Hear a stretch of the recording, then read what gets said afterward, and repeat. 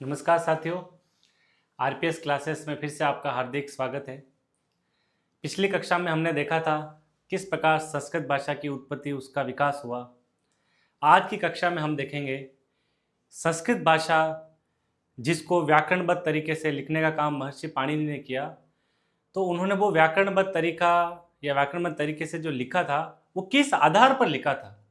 हमारी संस्कृत भाषा की जो वर्णमाला है वो किस आधार पर है, हमारी संस्कृत भाषा की जो व्याकरण है वो किस आधार पर है। तो उसका जो आधार है साथियों वो है माहेश्वर सूत्र। जी हाँ, तो आज की कक्षा में हम पढ़ेंगे माहेश्वर सूत्र। तो माहेश्वर सूत्र आखिर क्या है? तो संस्कृत व्याकरण की ईश्वरीय और वैज्ञानिक आधारशिला है। मतलब अगर आप देखें, मैं आपसे एक क्वेश्चन पूछता हूँ, क्लास को शुरू होने से पहले इसको थोड़ा और हम देखें। हमारे क्लास कक्षाएं शुरू होने से पहले हमारे अंदर जिज्ञासा होना चाहिए साथियों। किसी भी कक्षा या कोई भी विषय जब हम पढ़ते हैं, जब तक हमारे अंदर जिज्ञासा नहीं होगी, शब्दों को जानने की इच्छा नहीं होगी, विषय को जब तक हम गहराई से नहीं समझेंगे, तब तक हम उसमें इतना नहीं जान पाएंगे जितना वास्तव में हम। क्योंकि हम क्या होता है, आज के टाइम में पढ़कर याद कर कर अच्छे अंक से पास हो जाते हैं, लेकिन कहीं ना कहीं उस विषय के प्रति हमारी कमांड इतनी नहीं होती है। हम पढ़ते हैं, याद करते हैं, परसेंट आगे और हम भूल जाते हैं। तो साथियों मैं आपको बताऊंगा, आप अपने बचपन में आपने वर्णमाला याद की होगी, चाहे हिंदी में हो या संस्कृत में। चलो हम हिंदी में बात करते हैं। हम देखते हैं हमने वर्णमाला याद की, अ आ इ ई उ ऊ री ए आई ओ औ। तो हमने देखा कि हिंदी वर्णमाला में जैसे 11 स्वर होते हैं, संस्कृत में 13 स्वर होते हैं, फिर देखें तो 33 व्यंजन होते हैं। तो साथियों कभी आपने इस बात पर गौर किया कि आखिर ये अ आ इ ई उ ऊ ये जो हम पढ़ते हैं ये आए कहाँ से, ये कैसे आए? मतलब हम देखें, हम तो पढ़ गए, इसको पढ़ने के बाद हमने फिर धीरे धीरे हमने पाठ पढ़ने शुरू किए। 2 अक्षर के शब्द, 3 अक्षर के शब्द, ढाई अक्षर के शब्द, फिर पाठ पढ़ा, पढ़ते पढ़ते बड़े हो गए और वो शब्द पीछे छूट गए। कभी हमने जानने का प्रयास किया क्या आखिर ये वर्णमाला आई कहाँ से? तो साथियों जैसे कि हमने पिछली कक्षा में देखा कि जो हिंदी भाषा है उसकी उत्पत्ति या सभी भाषाओं की जो जननी है वो कौन सी भाषा है? हमारी संस्कृत भाषा है। और संस्कृत भाषा में जो वर्णमाला है इसकी उत्पत्ति का जो है वो उत्पत्ति हुई भगवान माहेश्वर के द्वारा। वरदान के स्वरूप प्राप्त महर्षि पाणिनि को जो प्राप्त हुए थे वो थे माहेश्वर सूत्र। अब हम देखें इसकी उत्पत्ति कैसे हुई। तो कहा जाता है कि पाणिनि ने कठोर तपस्या की, पाणिनि जी ने कठोर तपस्या की और भगवान शिव को उन्होंने प्रसन्न किया। महर्षि पाणिनि द्वारा व्याकरण के रहस्यों को जानने हेतु भगवान शिव की वो आराधना करते हैं। साथियों देखेंगे नाद से ज्ञान की यात्रा, मतलब एक नाद यानी एक नृत्य के माध्यम से किस तरीके से पूरे भारत या पूरे विश्व को ऐसी वर्णमाला मिली, ऐसी व्याकरण मिली कि जो आज हम जो भी शब्द बोलते हैं वो सारे जो शब्द है वो भगवान पाणिनि ने उसको, मतलब माहेश्वरी जो भगवान शिव के माध्यम से वो सूत्र निकले और पाणिनि ने उसको लिपिबद्ध किया। और इसलिए साथियों कहा भी जाता है कि शब्द ही ब्रह्म है। फिर देखें कि भगवान पाणिनि ने क्या की? तपस्या की। उस तपस्या से शिव जी ने प्रसन्न होकर तांडव नृत्य किया और भगवान शिव नटराज का दिव्य ये तांडव नृत्य देखो आपके सामने इस तरीके से संस्कृत को प्रस्तुत किया जा रहा है साथियों कि मतलब आप दृश्य के माध्यम से, क्योंकि बच्चे क्या होते हैं कि सुन के ज्यादा देखने से दृश्यों को जब हम देखते हैं इस तरीके से जो विजुअल पूरे चित्र के माध्यम से आपको संस्कृत पढ़ाई जा रही है ताकि आपकी रुचि पड़े, आपकी रुचि बढ़े, आपके अंदर जिज्ञासा उत्पन्न हो आखिर संस्कृत भाषा में ऐसी क्या चीज है। आप देखोगे आज के आधुनिकीकरण में भी इस भाषा का इतना महत्व है, तो कहीं ना कहीं हम इसको मान सकते हैं कि ये भाषा है जो आज नहीं आदिकाल से लेकर जीवन के अंत समय तक भी इस भाषा का प्रभाव रहेगा। तो हम बात करें कि वापस माहेश्वर सूत्र कैसे हुए, तो भगवान शिव ने क्या बजाया? डमरू। भगवान शिव ने डमरू बजाया। जब भगवान शिव ने नृत्य किया और नृत्य की समाप्ति बार 14 बार डमरू बजाया। कितनी बार डमरू बजाया? 14 बार। उसमें से 9 + 5 जिसमें संस्कृत की मूल दुनिया यानी 14 सूत्र उत्पन्न हुए, यानी कि 9 और 5 बार रुककर उन्होंने डमरू बजाया और उस डमरू के माध्यम से माहेश्वर सूत्र की स्थापना हुई, उत्पत्ति हुई। अब देखें कि वो डमरू बजाने से पहले एक श्लोक आता है साथियों, बहुत प्रसिद्ध श्लोक है संस्कृत में, और उसको हम देखेंगे कि वो श्लोक क्या है। प्रामाणिक श्लोक संस्कृत का क्या है, देखिए हम कि किस तरीके से माहेश्वर सूत्र की स्थापना हुई। तो हम इस सूत्र को, हम इस श्लोक को जानते हैं। क्या है कि नतावसाने नटराज राजो ननाद डक्काम न पंचवारम उद्धर्तु कामः सनकादि सिद्धांत एतत् विमर्शे शिव सूत्र जालम। यानी कि नृत्यावसाने, नट मतलब नृत्य के अवसान के दौरान, नृत्यावसाने नृत्य के अवसान के दौरान जब नृत्य समाप्त हो गया तो नटराज राजू यानी भगवान नटराज, भगवान स्वयं शिव, ननाद डक्काम, डक्काम यानी डमरू। तो प्रश्न आता है कि माहेश्वरी सूत्र की स्थान में किसके माध्यम से हुई? तो भगवान डमरू के माध्यम से। डक्काम कितनी बार बजाया? 9 पंचवारम, 9 और 5 बार जब डमरू बजाया। उद्धर्तु काम सनकादि सिद्धा, यानी सनक आदि ऋषियों की सिद्धि और उद्धार के लिए, यानी ऋषि मुनियों ने जब सनक आदि सिद्धियां प्राप्त की तो उनको उद्धार करने के लिए भगवान ने डमरू बजाया। और इस तरीके से एतद विमर्श से शिव सूत्र जालम, कितनी बार डमरू बजाया? डमरू को बजाया 9 और 5 बार। इस तरीके से किसकी उत्पत्ति हुई? शिव सूत्र जालम। इस प्रकार 14 शिव सूत्रों का उत्पत्ति हुई। अब साथियों देखें कि ये जो श्लोक है, क्योंकि संस्कृत जो श्लोक है वो उसको अगर हम सुर में बोलेंगे तो उसको ज्यादा अच्छे तरीके से याद होता है, क्योंकि संस्कृत बहुत ही इंटरेस्टिंग सब्जेक्ट है। इसको हम जितना गहराई से पढ़ेंगे, रोचक तरीके से पढ़ेंगे, और मतलब उसको अगर गायन के माध्यम से पढ़ेंगे। क्यों? क्योंकि जब नाद से ही ज्ञान की उत्पत्ति हुई, तो इस श्लोक को अगर हम देखें, क्योंकि ये कोई ऐसा नहीं है कि प्लीज इसका सुर इसने, ये सुर एक श्लोक जो मैं आपको बताऊंगा उस पर मैंने ही बनाया है। क्या है कि नतावसाने नटराज राजो ननाद डक्काम नव पंचवारम, नतावसाने नटराज राजो ननाद डक्काम नव पंचवारम, उदर्तु कामा सनकादि सिद्धा, उदर्तु कामा सनकादि सिद्धा एतत् विमर्शे शिव सूत्र जालम। वो कैसा श्लोक था जिसपे यह श्लोक बना? त्वमेव माता च पिता त्वमेव, त्वमेव बंधु च सखा त्वमेव, त्वमेव विद्या द्रविणं त्वमेव, त्वमेव सर्वं मम देव देव, नतावसाने नटराज राजो ननाद डक्काम नव पंचवारम, उदर्तु कामान संकादि सिद्धा एतत् विमर्शे शिव सूत्र जालम। तो इस तरीके से साथियों अगर हम गाकर इसको याद करेंगे तो चुटकियों में श्लोक हमको याद हो जाएगा। तो इस श्लोक से क्या हुआ? 14 माहेश्वर सूत्र की उत्पत्ति हुई। अब देखें साथियों, 14 माहेश्वर जो सूत्र है वो संस्कृत का मूल कोड है।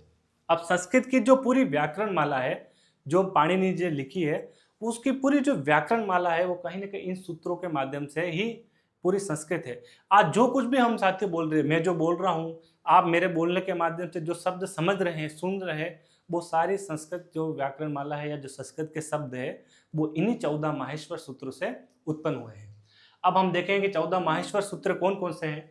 तो साथियों इनको आराम से तसल्ली से हम पहले बोलेंगे, पढ़ेंगे, इसको आप सुनेंगे, जल्दबाजी में नहीं। इसको एक एक अक्षर का बहुत महत्व है।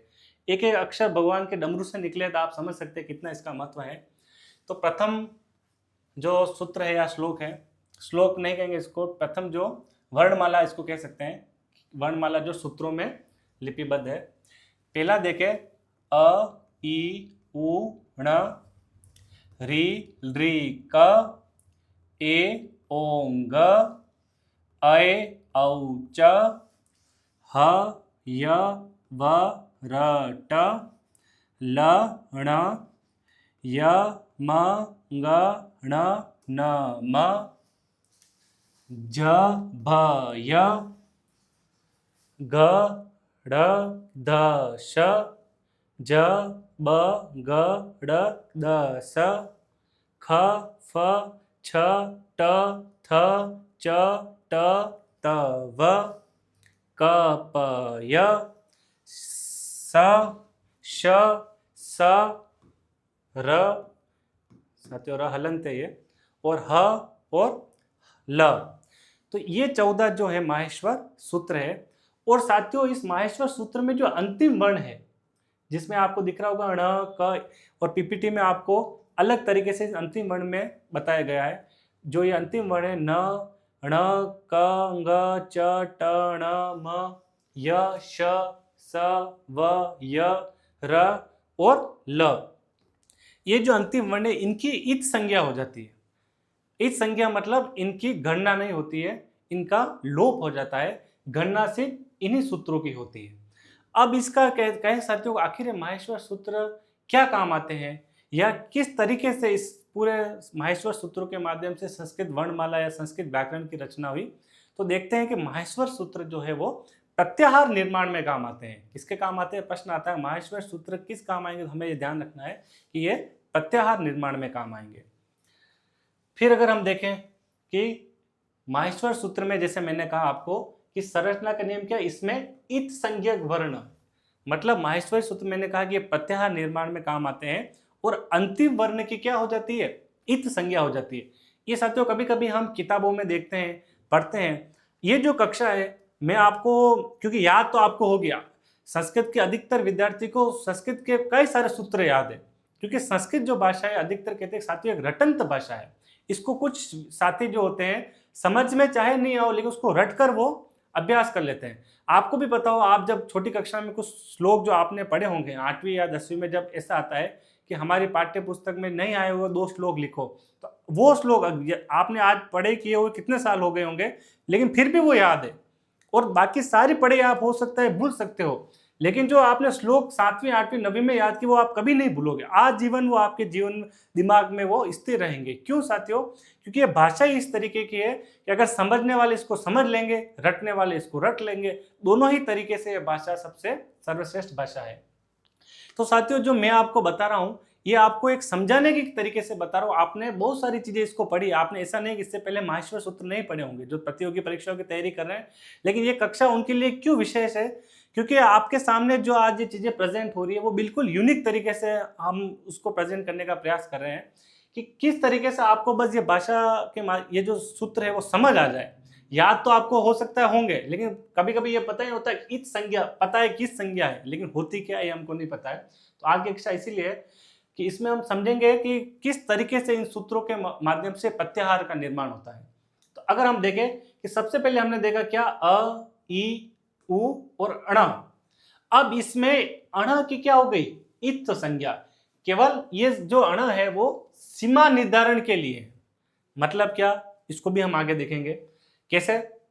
देखो इसकी क्या पहचान है इत संज्ञा की, तो प्रत्येक सूत्र के अंत में आने वाला हलंत व्यंजन, प्रत्येक सूत्र में लास्ट के जो अंतिम वर्ण में आने वाला कौन सा, हलंत। हलंत का मतलब आधा अक्षर, जैसे मैंने कुछ लिखा क, तो ये जो क क्या नीचे जो मैंने लगाया इसको कहते हैं हलंत। क जो होता है ये आधा होता है। अब हलंत व्यंजन कौन से, ण, क, ग, इसको क्या कहा गया, इत संज्ञक वर्णन कहा गया। क्या कहा गया साथियों, इत संज्ञक वर्णन कहा गया। अब इसका क्या उपयोग है, इन इत संज्ञक वर्णों का क्या उपयोग है हम देखेंगे। इसका उपयोग केवल प्रत्याहार बनाने के लिए एक सीमा में के रूप में होता है। किसके रूप में, एक सीमा के रूप में जब हम प्रत्याहार बनाते हैं। अब प्रत्याहार क्या होते हैं उसको भी हम आगे देखेंगे। तो मैं इसको आपको एक उदाहरण के माध्यम से अगर बताऊं कि अगर हम देखें कि अगर हम क्रिकेट खेलते हैं ना, कोई जो साथी क्रिकेट को देखते हैं या खेलते हैं, जो समझते भी है, तो उनको इस तरीके इस माध्यम उदाहरण से बहुत अच्छी तरह से समझ में आ जाएगा कि इत संज्ञक वर्णन क्या होते हैं। मतलब हम क्रिकेट खेलते हैं तो क्रिकेट में आप देखते होंगे कि चारों ओर एक बाउंड्री होती है, जो हम कहते हैं कि इस पे बाउंड्री को पार डायरेक्ट बाहर गया तो 6 और टप्पा खा के बाहर गया तो चौका। तो वो बाउंड्री जो होती है वो सभी खिलाड़ियों की क्या होती है, एक सीमा होती है। मतलब क्रिकेट में अगर हम देखें 11 खिलाड़ी होते हैं, 2 बैट्समैन होते हैं, जितने भी खिलाड़ी होते हैं वो क्या करते हैं, उस बाउंड्री के इर्द गिर्द ही खेलते हैं, उस बाउंड्री से बाहर नहीं जाते हैं। वो उनकी क्या होती है, एक सीमा होती है। लेकिन अगर हम देखें, अगर हम गणना करें तो हम किसकी करेंगे, क्या बाउंड्री की गणना करेंगे क्या, नहीं। अगर हम संख्या में गिनते हैं कितने गिनेंगे, खिलाड़ियों को गणना करेंगे कि कितने खिलाड़ी खेल रहे हैं, 11 खिलाड़ी खेल रहे हैं, 2 खिलाड़ी बैट्समैन बैटिंग कर रहे हैं, एम्पायरिंग कर रहा है। एम्पायर फील्डिंग कहाँ से करेगा, तो कभी कभी करता भी है, उसको लग जाती है, वो बचने का प्रयास भी करता है। तो साथियों जो इसी तरीके से देखें, जो बाउंड्री है वो किसका काम कर रही है, वो सिर्फ एक दीवार सीमा का काम कर रही है। इसके आपकी एक सीमा है, उसके अंदर आपको खेलना है। इस संज्ञक भी इसी तरह है, वो एक सीमा का काम करेंगे। एक प्रत्याहार, माहेश्वरी सूत्र में पाणिनि जी ने क्या किया, प्रत्याहार का निर्माण किया। अब प्रत्याहार तो क्या हो गया कि बहुत सारे वर्ण हैं, आप देखो कितने वर्ण हैं, इन सभी वर्णों को उन्होंने एक एक सूत्र में बांध दिया। अब जैसे कि मान लो एक प्रत्याहार है अच प्रत्याहार। क्या प्रत्याहार है, अच प्रत्याहार, और इस अच प्रत्याहार में आते हैं स्वर। तो आप देखो सिर्फ मात्र ऐसे लिख दिया, क्या लिख दिया, सिर्फ लिख दिया अच, अच प्रत्याहार लिख दिया और सारे स्वर अपने आप आ गए। प्रत्याहार लिख दिया हल, क्या लिख दिया, हल, सभी व्यंजन एक साथ आ गए। तो आप सोचो कि कितनी शानदार तरीके से पाणिनि जी ने इन माहेश्वरी सूत्रों को प्रत्याहार में बदला है। और ये जो लास्ट के जो शब्द है, कौन से शब्द, ये जो इच संज्ञक वर्ण, इनको क्या कहते हैं, इच संज्ञक वर्णन कहते हैं। इनकी जो गणना होती है वो हम नहीं करते हैं। तो साथियों उदाहरण से आपको और समझ में आ गया होगा कि इच संज्ञक वर्ण क्या होते हैं। अब वापस हम देखें, इसमें देखें वापस हम ये लाइन कि नियम क्या है, तो मुख्य वर्णों की गणना करते समय इन अंतिम ईत वर्णों को कभी नहीं गिना जाता। मतलब जिस प्रकार क्रिकेट की बाउंड्री को हम चारों ओर होते हैं, वो संख्या में नहीं आती है। संख्या में कौन आता है कि कितने खिलाड़ी खेले, किसको मैन ऑफ द मैच मिला, कौन प्लेयर ऑफ द सीरीज था, कितने कितने 6 रन बनाए, कितने छक्के मारे, चौके मारे, तो कुल मिला के इनकी गणना होती है, न कि चारों ओर जो बाउंड्री उसको भी इन संख्याओं में गिना जाता है। इत वर्णन का भी यही काम है। अब हम देखें पाणिनि की वैज्ञानिक व्यवस्था, एक अचूक क्रम। अब कैसा क्रम है, देखो आप कितने, मतलब उन्होंने कितना सोचा होगा कि आने वाले समय में जब हम आज जो हम शब्द बोलेंगे उसको लिपिबद्ध कितने शानदार तरीके से उन्होंने किया। देखो 14 सूत्र केवल ध्वनियां नहीं है। आप जो बोल रहे हैं आ ई, हम क्या बचपन बोलते हैं, उस समय तो ध्वनियां होती है, लेकिन एक व्यवस्थित एल्गोरिदम है। साथियों अब संस्कृत को आप जिस शानदार, मतलब आप आधुनिक तकनीक से भी समझोगे ना तो भी और ज्यादा समझ में आएगी। अगर हम पुरानी तकनीक, रटन प्रणाली, एक यूं समझते कि ये पंडित भाषा है, वेदों की भाषा है, या इसको ब्राह्मण लोग ही बोलते हैं, अगर ऐसा हमारी मानसिकता होगी तो हम संस्कृत भाषा कभी नहीं बोल पाएंगे। संस्कृत को समझने के लिए हम कहते हैं कि आधुनिक भाषा में भी इतनी व्यवस्थित तरीके से बैठती, तो आप सोच सकते हैं कि कितनी व्यवस्थित तरीके से हजारों साल पहले इसको लिखा था। अब इसमें वापस साथियों आते हैं कि इसमें जो 1 से 4 सूत्र है, जिसमें अ ई ऊण रील री क ए ओंग अय औ च, तो जो अच प्रत्याहार में आते हैं, ये जो शब्द होते हैं 1 से 4 जो सूत्र है वो किस में आते हैं, अच प्रत्याहार में। हमने कहा कि माहेश्वर सूत्र की स्थापना क्यों हुई, तो प्रत्याहार निर्माण के लिए हुई। अब प्रत्याहार क्या है, तो एक प्रत्याहार आपके सामने, जैसे मैंने कहा अच प्रत्याहार क्या है, अच प्रत्याहार। और अच प्रत्याहार नाम सुनते ही क्या आ गए, सभी स्वर क्या आ गए, सभी स्वर किसमें आ गए, अच प्रत्याहार में। फिर साथियों देखें 1 से लेकर 4 तक, 1 से 4 तक। फिर साथियों देखें 5 और 6, 5 और 6 जो है वो है अंतस्थ व्यंजन। क्या है,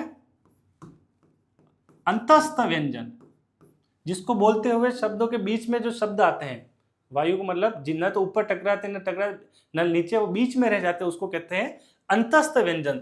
तो 5 और 6 में आ गए अंतस्थ व्यंजन। फिर वापस हम माहेश्वर सूत्रों को जब देखेंगे और अच्छे से समझेंगे। फिर साथियों सूत्र 7 से 12, कहां से, 7 से 12 जो है वो वर्गीय व्यंजन आते हैं। कौन से आते हैं, वर्गीय व्यंजन। अब वर्गीय व्यंजन कौन से होते हैं, जो हम देखते हैं कचड़ तप, हिंदी में वर्णमाला होती है कचड़ तप, जिसमें हम बोलते हैं क ख ग घ अंग, च छ ज ज य, ट ठ ड ढ न, त थ द द न और प फ ब व म। तो इनको कहते हैं वर्गीय व्यंजन। क्या कहते हैं, वर्गीय व्यंजन। और ये व्यंजन जो है वो उल्टे क्रम में है, मतलब 7 से लेकर जो 12 तक है वो वर्गीय व्यंजन है। और किस क्रम में, उल्टे, यानी पहले जो वर्ण आएगा वो 5वां वर्ण आएगा। कौन सा वर्ण आएगा, 5वां वर्ण। फिर आएगा चौथा वर्ण, फिर आएगा तीसरा, फिर दूसरा, और फिर पहला वर्ण आएगा। इस तरीके से ये पूरी माहेश्वर सूत्र की श्रृंखला चलती है, जिसमें पहले आ जाएंगे सभी स्वर, क्या आ जाएंगे, स्वर। फिर आ जाएंगे अंतस्थ, क्या आ जाएंगे, अंतस्थ।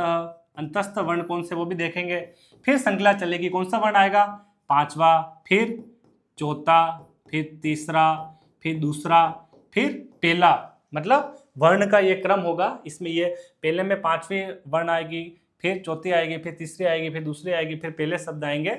और जो 13वां और 14वां जो सूत्र है पाणिनि अष्टाध्यायी का, उसमें आ जाएगा ऊष्म व्यंजन। क्या जाएगा, ऊष्म व्यंजन, जिसको हमने कहा सल प्रत्याहार। क्या कहा, सल प्रत्याहार, जिसमें ऊष्म वर्ण आएंगे, स, श, स, ल और ह।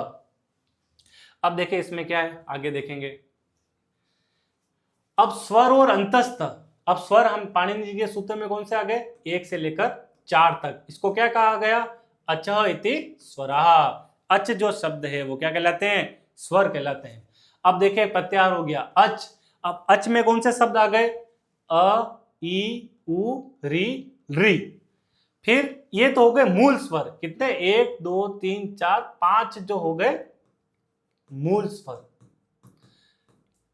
फिर आते हैं संयुक्त स्वर, तो वो कौन से हैं? तो साथियों 1 2 और 3 और 4, इन दोनों को मिलाकर टोटल कितने हो गए? 9। तो प्रश्न आता है पाणिनि के अनुसार कितने स्वर है? पाणिनि अनुसार है स्वरा कति सन्ति, तो कितने हैं? 4 स्वर। 9 स्वर जो है वो पाणिनि के अष्टाध्यायी में बताए गए हैं। 9 कौन कौन से? अ, ई, उ, री, ए, ओ, ए, औ। इसमें से 4 जो है वो संयुक्त स्वर है। साथियों अगर आपके दिमाग में ऐसा भी डाउट चल रहा होता है कि जैसे आप हिंदी वर्णमाला पढ़ते हैं तो उसमें आते हैं 11 स्वर, उसके बाद संस्कृत के वर्णमाला में देखें तो 13 स्वर आते हैं। कितने आते हैं? 13। लेकिन पाणिनि के व्याकरण में अगर हम देखें अष्टाध्यायी में, तो उन्होंने माहेश्वर सूत्र में जो स्वर बताए वो कितने बताए? 9। कितने बताए? 9। क्यों बताए उन्होंने? अब देख रहे सर, हम बात करें मूल स्वर की, कि मूल स्वर कितने हैं? 1 2 3 4 5, ये मूल स्वर है। इनसे ही फिर अन्य दूसरे स्वर की स्थापना हुई, दूसरे स्वरों की उत्पत्ति हुई। जैसे अ से अ आ गया तो आ के बाद आ गया, फिर बड़ी, फिर बड़ा ऊ। तो ये जो शब्द बाद में जुड़े वो मूल स्वर से भिन्न, इनकी मूल स्वर से ही इनकी स्थापना हुई, इनकी उत्पत्ति हुई। तो 13 जो है संस्कृत में स्वर माने गए। अब हम देखेंगे अंतस्थ व्यंजन। कौन से व्यंजन? अंतस्थ। तो ये कौन से हैं? तो ह के बाद आने वाले। किसके बाद? ह के बाद जो वर्ण आते हैं कौन से? य, व, र, ल। साथियों रीट में अधिकतर मैं देख रहा हूं पिछले 4 साल में जो प्रश्न लगातार आ रहा है, क्या है कि अंतस्थ वर्ण का क्या कभी तो क्रम आ जाता है और कभी कौन से वर्ण है वो पूछ लेता है। तो साथियों ध्यान रखना है य व र ल। क्या आ गया? य व र ल। क्योंकि प्रश्न क्यों आता है बार बार? क्योंकि हिंदी में इसका क्रम है य र ल व। हिंदी में क्या क्रम है इसका? य र ल व। लेकिन संस्कृत में जो अंतस्थ व्यंजन का जो क्रम है वो है य व र ल। ये भी प्रश्न परीक्षा की दृष्टि से बहुत इंपॉर्टेंट है। इसके अभी हम जो क्लासें पढ़ रहे हैं साथियों, उसके बाद जब हम इसके ऑब्जेक्टिव सीरीज लेके आएंगे, जो भी थ्योरी पढ़ी है, एक जब टॉपिक पूरा हो जाएगा तो हम इसी यूट्यूब चैनल पर आपको इसके ऑब्जेक्टिव क्वेश्चन भी कराएंगे। तो साथियों ये हम देखें कि ये जो अभी मैंने आपको बताया कि जो संयुक्त स्वर होते हैं, तो संयुक्त स्वर कितने हैं? तो हमने देखा ए, ओ, ए और औ। ये जो हो गए वो हो गए 4 संयुक्त, 4 हो गए संयुक्त स्वर। अब देखें ये जो स्वर हैं ये किनसे बने हैं? संयुक्त स्वर इनको क्यों कहते हैं? क्योंकि ये एक से अधिक वर्णों से बने हैं। साथियों किससे? एक से। अब इसमें एक से अधिक वर्ण कौन सा है? जिसमें ए जो बना है वो अधन ई से बना है। ओ जो बना है साथियों वो बना है अधन ऊ से। ए जो बना है वो बना है अधन ए से। और औ जो बना है वो बना है अधन ओ से। तो ये जो वर्ण है वो इन 2 अक्षर से मिलकर बने हैं, इस कारण इनको संयुक्त स्वर कहते हैं। जब हम संधि पढ़ेंगे तो ये नियमवार लागू होंगे। आप देखें कि इसमें अ प्लस ई क्या बनेगा? ए बनेगा। क्या बनेगा? ए। और इसका उदाहरण देखें तो हम देखें उपेंद्र, संस्कृत में उदाहरण है उप प्लस इंद्र। तो जो शब्द बनेगा देखो इसमें क्या है? अ, इधर क्या है? ई। तो ये अ आधा है, ई पूरा है।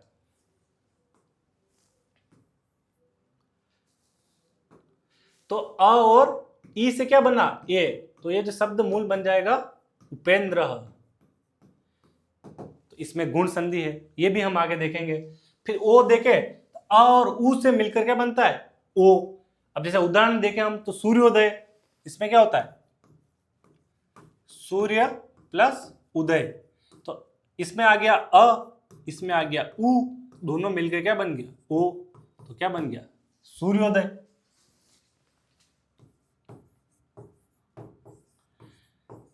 साथियों जब हम संधि पढ़ेंगे तो इसको और विस्तार से पढ़ेंगे। इसी प्रकार इसमें देख लेते हैं अपन ए जो बना अ प्लस ए से, इसका उदाहरण है एक का एक, एक प्लस एक एक एक। इसका देखो अ प्लस ओ तो क्या बना औ, इसका भी एक उदाहरण है, क्या है वनौषधि, वन धन औषधि। साथियों ध्यान रहे जब हम औषधि लिखते हैं तो उसमें एक मात्रा आती है, लेकिन मात्रा डबल कब हो जाती है, जब अ के साथ वन में क्या है अ, इसके साथ क्या हो गया ओ, तो क्या बन जाएगा औ, क्या बन जाएगा औ। तो जब हम लिखेंगे तो क्या बन जाएगा वनौषधि। ये किसका उदाहरण है, आप कमेंट में बताना वनौषधि जो है वो कौन सी संधि का उदाहरण है। और इसका भी आप एग्जांपल बताना, अ प्लस अय बनकर कौन सी संधि का ये उदाहरण है और इससे कौन से शब्द बन सकते हैं। ये आपको समझाने के लिए कि हम साथियों कोई भी डाउट नहीं रखना चाहते हैं, क्योंकि कभी हम पढ़ते तो लेते हैं, आप भी पढ़ रहे हैं, ये पहले भी पढ़ा होगा, लेकिन पढ़ने के साथ साथ हमको समझना बहुत आवश्यक है कि आखिर ये वर्ण आए कहां से, कैसे इसकी उत्पत्ति हुई। फिर हम देखें, यही बात हमने पहले देखी थी कि व्यंजनों का अवरोही क्रम, यानी कि 1 से 4 तो हो गए स्वर, जिसको हमने कहा अच इति स्वरा। फिर बात आई जो 5वां वर्ण है उसको बताया गया अनुनासिक। क्या बताया गया, अनुनासिक, जिसको नाक से बोला जाता है वो अनुनासिक है। जो सूत्र कौन सा हमारा 7वां जो सूत्र है, अनुनासिक में कौन से वर्ण आते हैं, य म ग ण यम गणनम, इसको एक साथ हम बोलते हैं तो ये अनुनासिक में आते हैं। फिर उसके बाद हमारा जो सूत्र आता है कौन सा, 8वां और 9वां, इसमें चौथे अक्षर की गणना होती है। हमने देखा था साथियों कि किस तरीके से हमने माहेश्वरी सूत्र में अलग अलग जब हमने वर्णमाला पढ़ी थी, अलग अलग पहले क्रम आता है 5वां, फिर चौथा, फिर तीसरा, फिर दूसरा, फिर पहला। तो उसके बाद देखें तीसरे जो अक्षर है उसमें कौन सा सूत्र दस रहा, उसमें तीसरा अक्षर आता है, शब्द का तीसरा अक्षर कौन सा सर, कौन से शब्द, मतलब जो हमने देखी थी वो वर्णमाला जिसमें हम देखा था वर्गीय व्यंजन कौन से, क ख ग घ अंग च छ ज ज य। तो इसमें वर्णमाला का जो तीसरा अक्षर है ज ब घ ड और द, ये जो है वो 10वें सूत्र में है। फिर उसके बाद देखिए 11वें और 12वें सूत्र में वर्णमाला का पहला और दूसरा वर्ण आता है, और अंतिम में क्या आएगा ऊष्म व्यंजन, जिसको हमने देखा श स और हल, और इसको प्रत्याहार कौन सा का बताया गया, सल प्रत्याहार।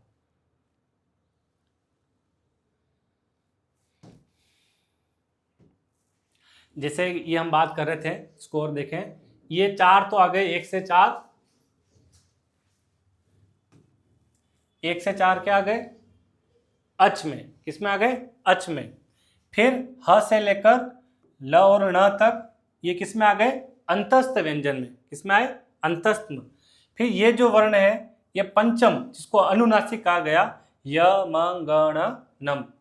फिर इधर देखें, फिर इसके बाद जो क्रम आता है वो यहां से देखें तो ज ब घ ड द श, इसमें वर्ण का अंतिम वर्ण आएगा कौन सा, 5वां वर्ण, 5वां वर्ग इसके अंदर आता है। फिर इसमें चौथा वर्ग आ गया, फिर इसके बाद तीसरा वर्ण आ गया 3, फिर इसमें दूसरा, फिर इसमें पहला वर्ण आ गया, और लास्ट में शल प्रत्याहार का निर्माण हुआ। तो इस तरीके से ये क्रम चलता है।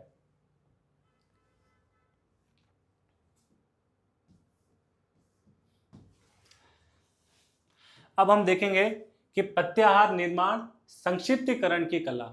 आखिर प्रत्याहार का निर्माण क्यों किया गया, तो साथियों वर्णों को संक्षिप्त करने के लिए, जो वर्ण बिखरे हुए थे, ये देखो साथियों कितने वर्ण हैं, पूरी वर्णमाला में जो अक्षर है वो इस पूरे ब्रह्मांड में ऐसे ही घूमते हैं अगर प्रत्याहार का निर्माण नहीं होता। और पूरा जो देखें इसको, मतलब पूरे वर्णों को जो एकत्रित करने का काम किया, इस कारण उसको प्रत्याहार कहा गया। और एक जो मुख्य सूत्र है, क्या सूत्र है प्रत्याहार निर्माण का, आदिरंत्येन संहिता। आदिरंत्येन संहिता यानी आदि, आदि यानी पहला वर्ण, और अंत्येन यानी अंतिमित वर्ण है, इन दोनों को मिलाकर क्या बनता है प्रत्याहार बनता है। इसलिए कहा गया प्रत्याहार निर्माणत्वं सूत्रम किम अस्ति, तो आदिरंत्येन संहिता, पहला वर्ण और अंतिमित वर्ण मिलाकर जो बनता है वो प्रत्याहार बनता है। और ये जो कोड है अपने बीच आने वाले सभी वर्णों का सटीक बोध कराता है। अगर ऐसे हम देखें कि प्रत्याहार क्या है, तो एक कोड है साथियों, एक कोड वर्ड है कि इस कोड को नाम लेते ही, मतलब आज भी हम देखें कंप्यूटर में भी अगर कोई कोड देते हैं, उस कोड को देते ही पूरे सूत्र, पूरे व्याकरण, पूरे गणित एक साथ आ जाती है। तो संस्कृत की भी व्याकरण इतनी प्रामाणिक है कि अगर हमने अच कहा तो सारे प्रत्याहार आ गए, अगर हमने हल कहा तो सारे व्यंजन आ गए, अगर हमने यूं कह दिया कि अल, तो इसमें सारे माहेश्वर सूत्र आ गए। अल कहने पर सारे माहेश्वरी सूत्र आ गए। तो ये प्रत्याहार थे। तो साथियों अब हम देखें प्रत्याहार का निर्माण उदाहरण कैसे होता है। जैसे मान लो एक अक प्रत्याहार है, उदाहरण से अगर हम देखें अक प्रत्याहार में क्या है कि स्टेप फर्स्ट में देखें अ, ई, उ, ण, री, री, क। तो अ से लेकर क्या बन गया क, अ से लेकर क, तो क्या बन गया अक प्रत्याहार। माहेश्वरी सूत्र में अ, ई, ऊण हम बोलते हैं अ, ई, ऊण, री, री, क। तो इसमें क की क्या हो गई इत संज्ञा हो गई। तो शुरुआत में क्या हो गया अ, इसका शुरुआत अ आ गया। तो अ शुरुआत से लेकर क इसका क्या हो गया अंत तक जो समूह बनता है उसको क्या कहा गया अक।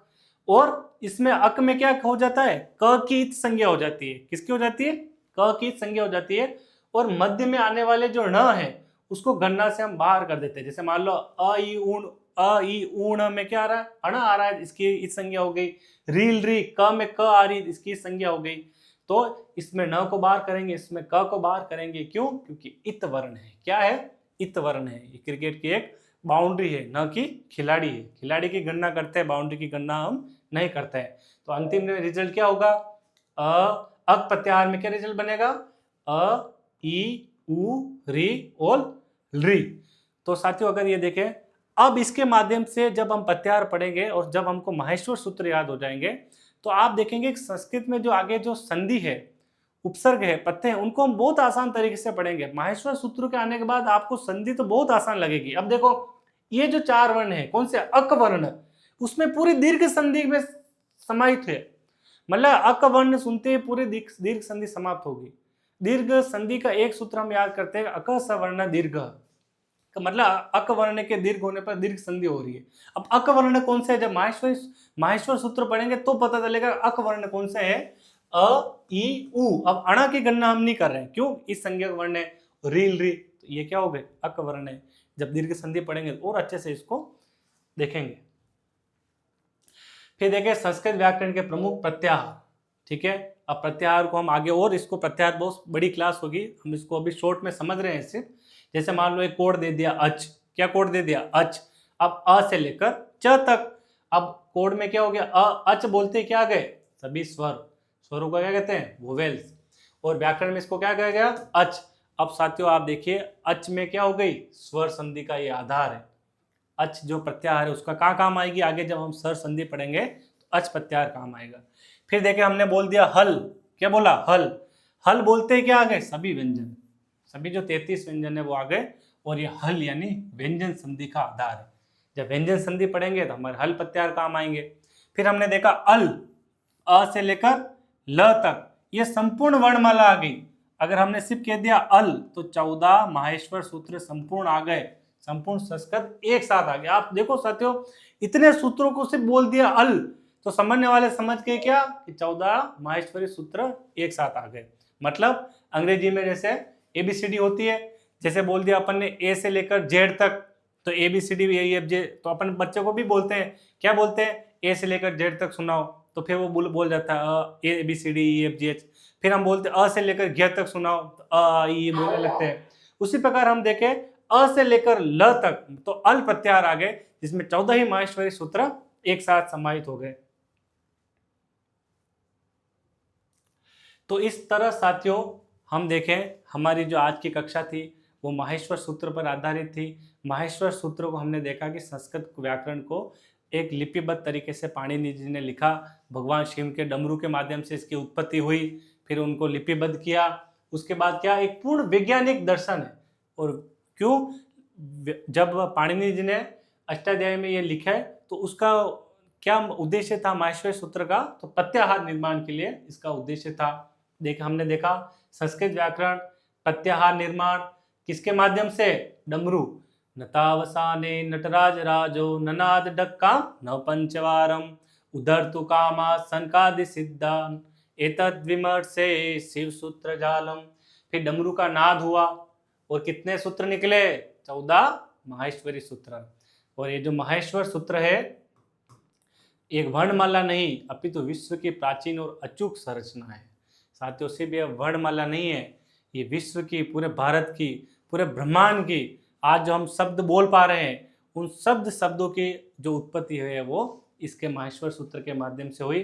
तो साथियों, आज की जो कक्षा थी इसमें आपने देखा, सबसे पहले तो आपके अंदर एक जिज्ञासा के माध्यम से प्रश्न खड़ा किया कि किस तरीके से हम जो स्कूल में बोलते हैं वो वर्णमाला, उसकी उत्पत्ति कैसे हुई?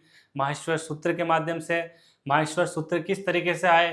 तो भगवान शिव ने जो डमरू बजाया उसके माध्यम से। फिर माहेश्वर सूत्र हम देखें इसका निर्माण किस लिए हुआ माहेश्वर सूत्र के बाद? तो इसका निर्माण मुख्यतः प्रत्याहार जो निर्माण है उसमें माहेश्वर सूत्र काम में आए। उसके बाद प्रत्याहार निर्माण क्यों आते हैं? क्योंकि शब्दों को संक्षिप्तीकरण में शब्द बहुत बिखरे हुए थे, तो माहेश्वर सूत्र के माध्यम से और प्रत्याहार के माध्यम से उन शब्दों को एक जगह इकट्ठा करने का काम किया। अब साथियों, अगर हम देखें कि कुछ फैक्ट हैं जो हम लिखेंगे कि जो माहेश्वर सूत्र है, क्योंकि परीक्षा की दृष्टि से भी हमको ध्यान रखना है। वैसे जो आज की कक्षा अगर आपने ध्यान से सुनी तो सारे आपके माहेश्वर सूत्र से जो प्रश्न बनने वाले होते हैं वो वैसे ही हो जाएंगे, लेकिन फिर भी हम देखें कि कुछ इंपॉर्टेंट प्रश्न जो परीक्षा में बार बार रिपीट होते हैं वो है कि माहेश्वरी सूत्र का और क्या नाम है? तो माहेश्वरी सूत्र को अक्षर साममनाय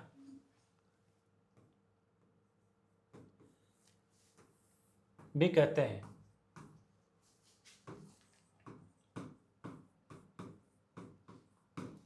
माहेश्वरी सूत्र का और क्या नाम है? अक्षर साममनाय। म आधा है, इसको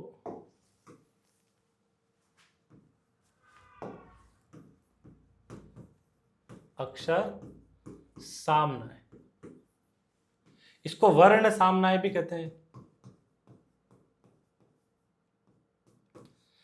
सामनाय से तात्पर्य दोस्तों वेद से। किससे है? वेद से।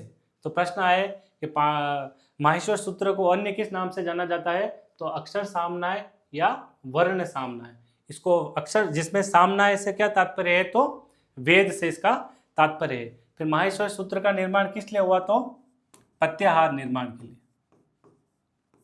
आप आराम से सुनते जाए, उसको लिखते भी जाए। इसके माहेश्वर सूत्र किस लिए हुए? तो प्रत्याहार निर्माण के लिए हुए। फिर इसके जो आरंभ में हमने देखा क्या था? इसका जो क्रम है, पहले क्या क्रम है? अधिकतर पूछ भी लेते हैं इसको, अच है, ठीक है। दूसरे क्रम में क्या है? अंतस्थ है, अंतस्थ वर्ण है। फिर क्रम जो चलता है वो क्या चलता है? फिर पांचवा जिसको अनुनासिक, फिर चौथा वर्ण, फिर तीसरा, दूसरा, फिर पहला, और लास्ट में जो है वो है शल प्रत्याहार, जिसको कहा गया ऊष्म वर्ण। ऊष्म वर्णों के किसमें कहा गया? शल प्रत्याहार, स, श, स और ह। फिर हम देखें माहेश्वरी सूत्र में जो अंतिम वर्ण की इत संज्ञा होती है, अंतिम वर्ण की इत संज्ञा होती है, वो किस सूत्र से होती है? हलंत्यम से। किससे होती है? हलंत्यम सूत्र से।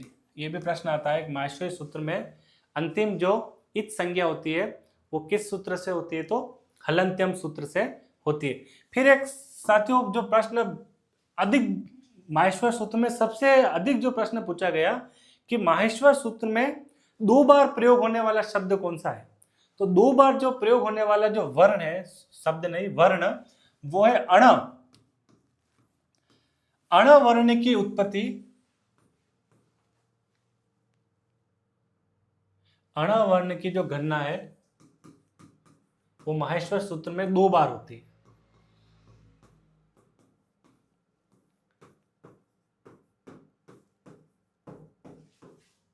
और कहां कब होती है इसकी? अंतिम में। तो प्रश्न यूं भी आता है अंतिम में माहेश्वर सूत्र में 2 बार गणना वाला शब्द कौन सा है? तो अण है। और पूरे माहेश्वर सूत्र में 2 बार प्रयोग होने वाला वर्ण कौन सा है? तो ह। कौन सा? ह जो है अण जो है अंतिम, और ह जो है माहेश्वर सूत्र में, ह वर्ण माहेश्वर सूत्र में 2 बार प्रयोग होता है। और वो 2 बार कब प्रयोग होता है साथियों? एक तो हय वरट के ह में, जब हम बोलते हैं ह य व र ट, और जब एक हम बोलते हैं हल, उसमें 2 बार जो है ह वर्ण का प्रयोग होता है। जैसे हम देखें,